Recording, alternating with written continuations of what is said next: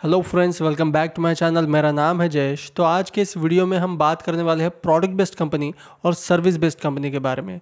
तो जैसे कि आप जानते हैं, प्रोडक्ट बेस्ड कंपनी के बारे में बहुत ज़्यादा बूम है आजकल। आईटी का चाहे स्टूडेंट हो या फिर वर्किंग एम्प्लॉय हो, हर कोई प्रोडक्ट बेस्ड कंपनी में जाना चाहता है। तो आज की इस वीडियो में हम एक डिटेल्ड एनालिसिस करेंगे कि क्या क्या फंडामेंटल डिफरेंसेस होते हैं प्रोडक्ट बेस्ड कंपनी में और सर्विस बेस्ड कंपनी में। कौन से एस्पेक्ट्स में कौन सी कंपनी अच्छी हो सकती है, कौन सी कंपनी बुरी हो सकती है। तो आज की इस वीडियो को एंड तक देखिएगा और मुझे पूरा यकीन है कि आपके सारे जितने भी कन्फ्यूजन्स है और जितने भी क्वेश्चंस है इस टॉपिक के बारे में, इस कंपैरिजन के बारे में, वो सारे क्लियर हो जाएंगे।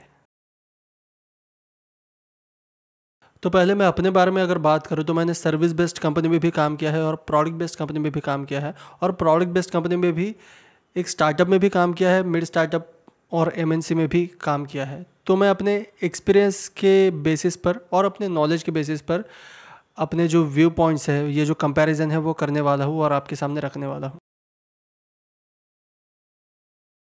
तो सबसे पहले जिनको जानकारी नहीं है उनके लिए सबसे बेसिक से स्टार्ट करते हैं और समझते हैं कि प्रोडक्ट बेस्ड कंपनी और सर्विस बेस्ड कंपनी होती क्या है। तो सर्विस बेस्ड कंपनी बेसिकली वो कंपनीज़ है, वो आईटी कंपनीज़ है जो दूसरी कंपनीज़ को अपनी सर्विस प्रोवाइड करती है। जैसे अगर कोई कंपनी है जो आईटी सर्विसेज को आउटसोर्स करना चाहती है तो वो हायर कर सकते हैं टीसीएस या फिर इन्फोसिस जैसी कंपनी को। तो ये टीसीएस और इन्फोसिस जो है सर्विस बेस्ड कंपनी है जो कि सर्विस प्रोवाइड करती है दूसरी कंपनीज़ को जो आउटसोर्स करना चाहती है आईटी सर्विसेज को। और प्रोडक्ट बेस्ड कंपनी बेसिकली वो कंपनी होती है जिनका अपना खुद का प्रोडक्ट होता है, जिनके अंदर फेसबुक, गूगल, माइक्रोसॉफ्ट जैसी कंपनीज आती है। अगर एमएनसीज के बड़ी बड़ी कंपनीज के बारे में अगर बात किया जाए तो ये कंपनी जो होती है इनका अपना प्रोडक्ट होता है और इनके अपने खुद के इंजीनियर्स होते हैं। तो ये डिफरेंस है प्रोडक्ट बेस्ड कंपनी और सर्विस बेस्ड कंपनीज। तो प्रोडक्ट और सर्विस बेस्ड कंपनी के बीच में अगर कंपैरिजन करें हम, तो एक एम्प्लॉय के पॉइंट ऑफ व्यू से, एक इंजीनियर के पॉइंट ऑफ व्यू से सबसे इम्पॉर्टेंट डिफरेंस जो होता है सर्विस और प्रोडक्ट बेस्ड कंपनी में, वो होता है क्लाइंट का।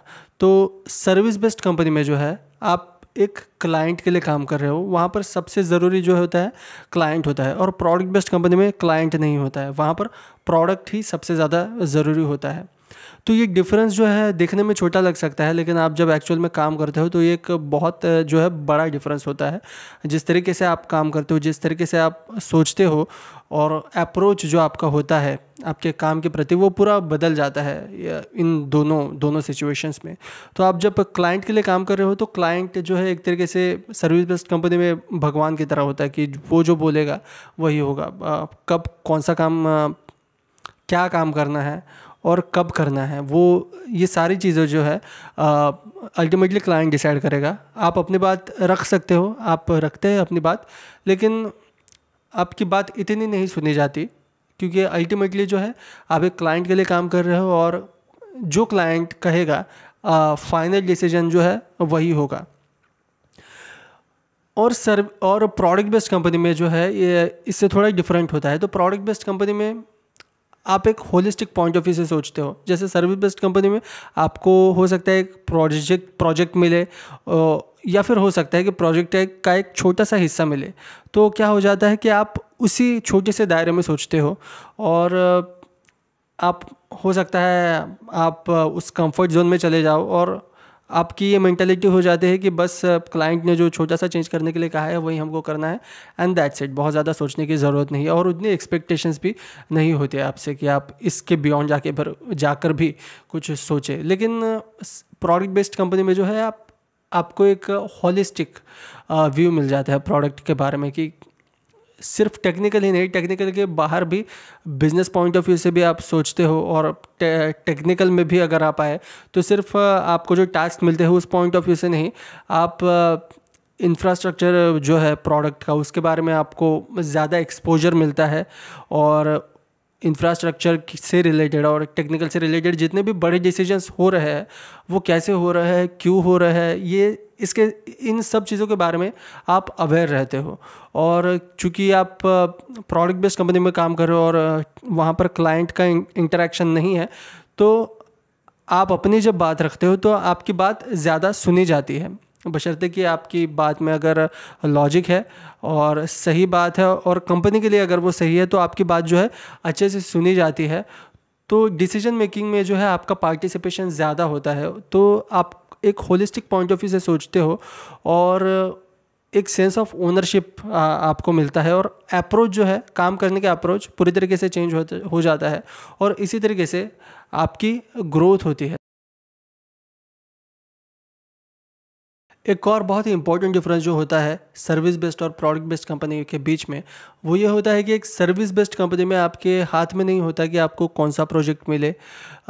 तो कोई भी प्रोजेक्ट आपको असाइन हो सकता है, रिस्पेक्ट टू आपका बैकग्राउंड क्या है, आपने किस टेक्नोलॉजीज़ पर काम किया है, वो मैटर नहीं करता, आपको कोई भी प्रोजेक्ट असाइन हो सकता है। In most of the companies I am saying, exceptions are always there, but हो सकता है कि आपका बैकग्राउंड कुछ अलग हो और कोई अलग ही प्रोजेक्ट आपको मिल जाए। और कई बार ये भी होता है कि आपको लेगेसी प्रोजेक्ट मिल जाते हैं, कोई ऐसा कोड जो 20 साल पहले 10 साल पहले लिखा गया हो, वही कोड आपको मेंटेन करना है, या फिर कोई प्रोजेक्ट जो ऑलरेडी बना हुआ है वहाँ पर जो बग फिक्सेस आते हैं वो बस आपको फिक्स करनी है, या फिर कोई सपोर्ट का प्रोजेक्ट हो सकता है कि क्लाइंट के बहुत सारे पार्टनर्स हैं, उनकी रिक्वायरमेंट्स आपको फिल करनी है, या फिर क्लाइंट इंटरेक्शन ही ज़्यादा है और टेक्निकल एस्पेक्ट बहुत ही ज़्यादा कम है।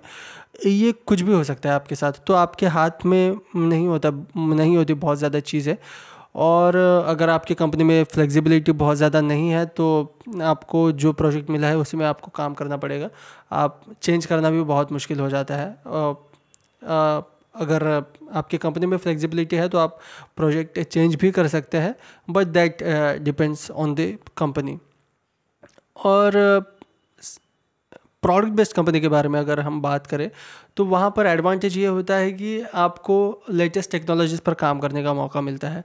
तो भले ही आपने ज्वाइन की प्रोडक्ट बेस्ड कंपनी, तो ये एश्योरिटी तो आपके पास होती है कि आपको टेक्निकल काम मिलेगा, क्योंकि आप टेक टीम में हो और आपकी कंपनी का जो प्रोडक्ट है उसके जो टेक्निकल एस्पेक्ट्स है उस पर ही आप काम करोगे। और तो सपोर्ट का प्रोजेक्ट मिलना, ये लेगेसी प्रोजेक्ट्स मिलना, वो तो आपके साथ नहीं होता इसमें प्रोडक्ट बेस्ड कंपनी के केसेस में। तो और फ्रॉम द डे वन जो है मोस्ट ऑफ द कंपनीज आप काम करना शुरू कर देते हो, स्टार्टअप्स और मिड स्टार्टअप्स में तो कम से कम। और एमएनसीज में आपको टाइम मिलता है, आपको प्रोजेक्ट्स समझने का मौका मिलता है, प्रोडक्ट को समझने का मौका मिलता है, डॉक्यूमेंटेशन वहाँ पर अच्छे से होते हैं। तो वो सब गो थ्रू करके जैसे जैसे आपको कॉन्फिडेंस आता है फिर आप टास्क्स लेना शुरू करते हो। But in case of startups जो है हो सकता है कि आपको from the day one only आप काम करना शुरू कर दो और अपना कंट्रीब्यूशन देना शुरू कर दो। One of the most popular reasons for which people prefer to work in product based companies is work timings. So service based companies के केसेस में क्या होता है, आपके वर्क आवर्स काउंट किए जाते हैं। फॉर एग्जांपल अगर 8 घंटे काम करना डिफाइंड है तो आपने लॉग इन कब किया और लॉग आउट कब किया इसका ट्रैक रखा जाता है, और आपने 8 घंटे कंप्लीट किए या नहीं इसका ये चेक किया जाता है। तो 8 घंटे आपको कंप्लीट करने ही है, अगर वो नहीं करते हो तो हो सकता है कि आपके जॉब पर इसका असर पड़े। तो 8 घंटे आपको करने ही, भले आपको काम हो या ना हो, लेकिन आपको लॉग्ड इन 8 घंटे रहना ही है। या फिर आप वर्क फ्रॉम ऑफिस कर रहे हो तो 8 घंटे आपको ऑफिस में रहना ही है, भले आप 8 घंटे कुछ भी ना करो। अगर आपको काम नहीं है तो आप भले कुछ भी ना करो, लेकिन 8 घंटे आपको कंप्लीट करने ही है। तो इस तरीके के रूल्स रहते हैं सर्विस बेस्ड कंपनीज़ में। और प्रोडक्ट बेस्ड कंपनीज़ में फ्लेक्सिबल वर्क आवर्स रहते हैं। तो इसमें क्या होता है कि ट्रैक वहाँ भी रखा जाता है, आपने लॉगिन कब किया, लॉग आउट कब किया, इसका रिकॉर्ड वहाँ पर भी रहता है, लेकिन उसको जो है बहुत ज़्यादा इम्पोर्टेंस नहीं रहती, क्योंकि इम्पोर्टेंस जो है काम को रहती है आपके, कि आपने कितना काम किया, आपने अपनी रिस्पॉन्सिबिलिटी आप ठीक से कर रहे हो या नहीं, आप अपनी रिस्पॉन्सिबिलिटीज़ निभा रहे हो, टास्क टाइम पे कर रहे हो, और अपना कंट्रीब्यूशन अगर ठीक से दे रहे हो तो आपके वर्क टाइमिंग्स बहुत ज़्यादा मैटर नहीं करते। और वर्क आवर्स भी बहुत सारी कंपनीज़ में फ्लेक्सिबल होते हैं। ये तो वैसे ये डिपेंड करता है कि आपकी टीम किस टाइम पर काम कर रही है, क्योंकि आपको काम जो है अल्टीमेटली आपको टीम के साथ ही काम करना होता है। तो टीम जिस टाइम पर काम कर रही है उस टाइम के साथ आपको एडजस्ट करके उनके साथ कोऑर्डिनेट करना होता है। लेकिन वर्क आवर्स इतने ज़्यादा काउंट नहीं किया जाते एज लॉन्ग एज आप प्रोडक्टिव हो और अपना कंट्रीब्यूशन अच्छे से दे रहे हो। अगर आप एक सर्विस बेस्ड कंपनी में काम कर रहे हो तो इन टर्म्स ऑफ पोस्ट्स आपकी ग्रोथ होने की प्रोबेबिलिटी बहुत ज़्यादा होती है। मतलब कि आप as a junior software engineer शुरू करते हो और 2-3 साल में आपको सीनियर सॉफ्टवेयर इंजीनियर मान लिया जाता है, और उसके बाद अगर आप कंटिन्यू करते हो उसी कंपनी में या फिर सर्विस बेस्ड कंपनी में ही हो तो बहुत जल्दी आप टीएल की पोस्ट तक पहुंच जाते हो, सिस्टम एनालिस्ट, बाद में मैनेजर। ये सब पोस्ट की ग्रोथ जो है आपको बहुत जल्दी जल्दी मिल जाती है। वही आप एमएनसीज में प्रोडक्ट बेस्ड कंपनी में काम कर रहे हो, प्रोडक्ट बेस्ड कंपनीज में, तो ये ग्रोथ जो है बहुत ही स्लो होती है। तो आपको 4-5 साल तक तो SDA 1 ही माना जाता है, बाद में आप SDA 2 बनते हो, और बहुत सालों बाद अगर आपको एक बहुत तगड़ा एक्सपीरियंस है तब आपको TL बनाया जा सकता है, और मैनेजर तो बहुत ही बाद, वो तो बहुत दूर की बात है। तो ये जो ग्रोथ है बहुत ही स्लो होती है इन प्रोडक्ट बेस्ड कंपनीज। लेकिन MNCs में वही अगर आप स्टार्टअप्स में काम कर रहे हो प्रोडक्ट बेस्ड में तो आपकी ग्रोथ बहुत ज़्यादा जल्दी होती है। तो ये मैटर नहीं करता है कितना एक्सपीरियंस है आपको, लेकिन अगर आपको अच्छा नॉलेज है आपके प्रोडक्ट का, आपके प्रोडक्ट की टेक्नोलॉजीज़ का, आपके इंफ्रास्ट्रक्चर का, अगर आपको बहुत अच्छा नॉलेज है तो वहाँ पर भी प्रोडक्ट बेस्ड कंपनीज़ में भी स्टार्टअप्स में आपकी ग्रोथ अच्छी खासी स्पीड से हो जाती है। आप बहुत जल्दी TL बन सकते हो। आपको अगर अच्छा नॉलेज है तो आप TL बन सकते हो। अगर आपको अच्छा नॉलेज है और आप टीम को मैनेज करना भी जानते हो तो मैनेजर भी आप बहुत जल्दी बन सकते हो इन केस ऑफ स्टार्टअप्स। अब बात करते हैं काम के बारे में, the kind of work you do in service based companies and product based companies. तो होता क्या है कि ये जो प्रोडक्ट बेस्ड कंपनीज भी जो है, MNCs जो है, वो भी बहुत सारी चीज़ें आउटसोर्स करती है। जैसे गूगल हुआ, ये सारी, गूगल भी बहुत सारी चीज़ें आउटसोर्स करती है। लेकिन मोस्ट ऑफ द कंपनीज बहुत जो क्रिटिकल काम होते हैं कंपनी के लिए वो आउटसोर्स करने से बचते हैं। जो क्रिटिकल काम होते हैं उनके प्रोडक्ट से रिलेटेड वो खुद करते हैं, और जो बहुत ज़्यादा क्रिटिकल नहीं होते वो आउटसोर्स किए जाते हैं। जैसे गूगल जो है अपना फ्रंट एंड आउटसोर्स करवाता है। तो क्या होता है कि सर्विस बेस्ड कंपनी में जो आउटसोर्स्ड काम है आप वो कर रहे होते हो, जो कि इतना ज़्यादा क्रिटिकल नहीं होता। तो उसमें क्या होता है कि आपसे इतनी ज़्यादा एक्सपेक्टेशन नहीं होती, तो आप जो काम कर रहे हो वो स्केलेबल है या नहीं, बहुत ज़्यादा ऑप्टिमाइज्ड है या नहीं, इस पर बहुत ज़्यादा बात नहीं होती। तो वहाँ पर एटीट्यूड बहुत सारी जगहों पर ये होता है कि एक काम मिला है वो कैसे भी करके देना है, आपको जो भी नॉलेज है उसके बारे में वो करके देना है, उसके ज़रिए करके देना है। बट क्या वो सबसे बेस्ट अप्रोच है? क्या वो सबसे ऑप्टिमाइज्ड अप्रोच है? क्या वो स्केलेबल है? क्या वो सबसे सही तरीका है? क्या उसमें आप लेटेस्ट टेक्नोलॉजी यूज़ कर रहे हो? क्या उससे बेहतर कुछ हो सकता है? क्या मल्टी थ्रेडिंग यूज़ की जा सकती है, मल्टी प्रोसेसिंग उसमें करके उसको और बेहतर बनाया जा सकता है और फास्ट बनाया जा सकता है? इन सब चीज़ों के बारे में बहुत ज़्यादा नहीं सोचा जाता है, and exceptions are always there. बहुत जगहों पर सोचा भी जाता है, लेकिन सर्विस बेस्ड कंपनीज़ में ज़्यादातर आपको ये एक्सपीरियंस होगा कि इन सब चीज़ों के बारे में बहुत ज़्यादा बात नहीं की जाती। वहाँ पर सबसे ज़रूरी डेडलाइंस होती है कि आपको कम टाइम में काम करके देना है और डिलीवर करना है। डिलीवर करना ज़्यादा इम्पॉर्टेंट होता है। और प्रोडक्ट बेस्ड कंपनीज़ में आपको ऐसा कल्चर मिलेगा कि आप जो भी काम कर रहे हो कोशिश की जाती है कि वो मोस्ट ऑप्टिमाइज्ड अप्रोच हो, मोस्ट स्केलेबल अप्रोच हो, और लेटेस्ट टेक्नोलॉजीज़, लेटेस्ट तरीके उसमें यूज़ किए गए हो। भले आप कोई भी लैंग्वेज अगर आप यूज़ कर रहे हो तो उसमें जो लेटेस्ट लाइब्रेरीज़ है, लेटेस्ट तरीके हैं चीज़ों को करने के, वो आप यूज़ कर रहे हो, ये मेक श्योर किया जाता है। तो यहाँ पर जिस तरीके की डिस्कशंस आप करते हो उससे आपकी ग्रोथ जो है एज एन इंजीनियर ज़्यादा अच्छे तरीके से होती है, और वो काम जो है आपको अब आपके फ्यूचर में भी हेल्प करता है, और वो ज़्यादा इंटरेस्टिंग भी होता है क्योंकि वहाँ पर आप अपना ज़्यादा दिमाग लगा रहे हो और अपने ज़्यादा इनपुट्स दे रहे हो, वहाँ पर आपकी ग्रोथ भी ज़्यादा होती है।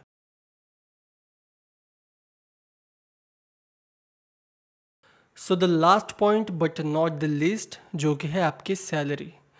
तो ये बात तो जग जाहिर है कि प्रोडक्ट बेस्ड कंपनीज जो है आपको ज़्यादा पे करती है सर्विस बेस्ड कंपनीज के मुकाबले इन मोस्ट ऑफ द केसेस। ख़ास करके सर्विस बेस्ड कंपनीज में एमएनसीज के बारे में अगर हम बात करें तो उनका क्या होता है, एक पर्टिकुलर पे स्केल फिक्स्ड होता है। तो 3 साल का एक्सपीरियंस अगर आपको है तो एक पर्टिकुलर आपको सैलरी ही मिलेगी, भले आप कितना ही अच्छा इंटरव्यू दे दो, चाहे आप IITian हो, कुछ भी हो, आप कितने ही अच्छा आपका नॉलेज हो, लेकिन अगर आप 3 साल का एक्सपीरियंस नहीं तो पर्टिकुलर पैकेज ही मिलेगा। मान लीजिए 12-13 LP है, 12 to 13 lakhs पर ईयर, इससे ज़्यादा आपको नहीं मिल सकता अगर 3 साल से एक्सपीरियंस कम है तो। ये मैं बात कर रहा हूँ TCS इन्फोसिस जैसी कंपनीज़ के बारे में। और प्रोडक्ट बेस्ड कंपनीज़ में अगर MNCs के बारे में बात करें तो ये 13-14 lakhs से भी बहुत ज़्यादा आपका जो है स्टार्टिंग सैलरी हो सकता है एज अ फ्रेशर भी, अगर आप उतने अच्छे हो और उस तरीके का आपने इंटरव्यू क्रैक किया है और आपका नॉलेज अच्छा है, तो ये आपका स्टार्टिंग सैलरी भी हो सकता है। तो ये तो हुई सैलरी की बात। और अप्रेजल्स के बारे में भी अगर हम बात करें तो सैलरी ज़्यादा होने के बावजूद भी आपको एक प्रोडक्ट बेस्ड कंपनी में ज़्यादा बेहतर अप्रेजल्स की आप उम्मीद रख सकते हैं। जैसे 30-40% अप्रेजल्स की आप उम्मीद रख सकते हैं, जो कि इनफ होता है अगर आपकी सैलरी अच्छी खासी है तो।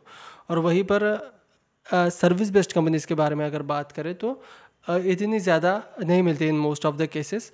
आप 10-15%, 20% भी मिल जाएगी तो बहुत ज़्यादा मानी जाती है सर्विस बेस्ड कंपनीज़ के केसेस में। But this also varies from company to company. There are service based companies जो कि बहुत अच्छे अप्रेजल्स भी देती है, 30-50% भी देती है बहुत सारे एम्प्लॉयज़ को। लेकिन in general on an average अगर बात की जाए तो प्रोडक्ट बेस्ड कंपनीज जो है वहाँ पर आप ज़्यादा अच्छी हाइक एक्सपेक्ट कर सकते हो as compare to service based company. तो दोस्तों ये था मेरा कंपैरिजन प्रोडक्ट बेस्ड और सर्विस बेस्ड कंपनी के बीच में। अगर मुझसे कोई पॉइंट मिस हो गया हो तो ज़रूर मुझे कमेंट सेक्शन में बताइएगा। अगर आपको ये वीडियो अच्छा लगा और आप चाहते हैं कि और भी इसी तरीके के वीडियोस इन्हीं टॉपिक से रिलेटेड मैं बनाऊँ तो ज़रूर मुझे टॉपिक्स सजेस्ट कीजिए, मैं और भी वीडियोस बनाऊंगा और जितना भी मुझे नॉलेज है उससे रिलेटेड रोशनी में इस टॉपिक पर डालूंगा। तो आज के लिए फ़िलहाल इतना ही दोस्तों। अगर आपको ये वीडियो पसंद आया तो ज़रूर लाइक कीजिए इस वीडियो को, शेयर कीजिए अपने दोस्तों के साथ और सब्सक्राइब ज़रूर कीजिए इस चैनल को। आज के लिए फ़िलहाल इतना ही दोस्तों। बहुत बहुत शुक्रिया मेरा वीडियो देखने के लिए। Thank you so much.